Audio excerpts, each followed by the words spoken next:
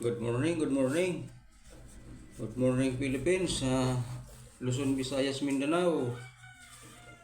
Kumusta po kayo mga minamahal kong mga kababayan?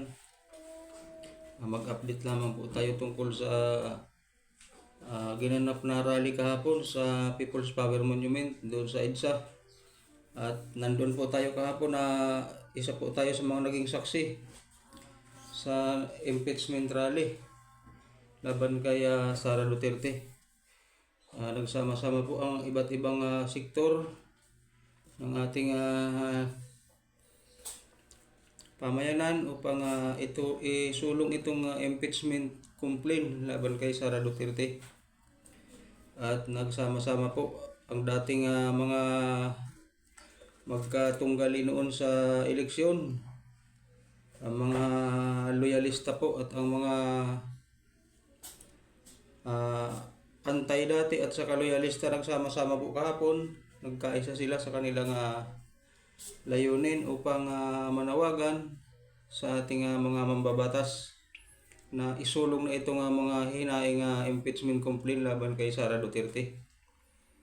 At marami pong dumalo.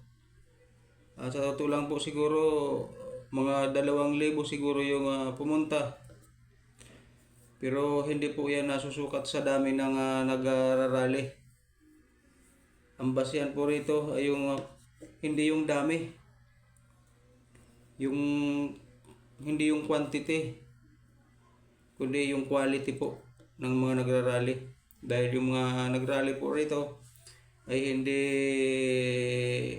sa pilitang inutusang pumunta o walang nagdikta sa kanila na makiisa sila.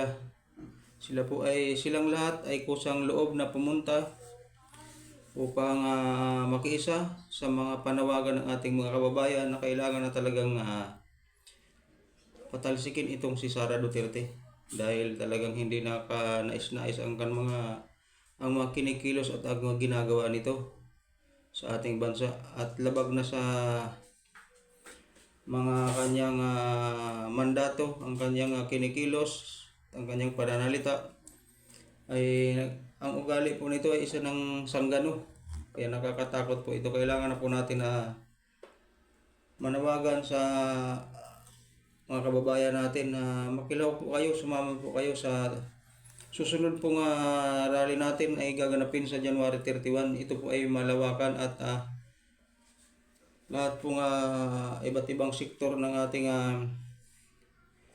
lipunan ay makikiisa po sa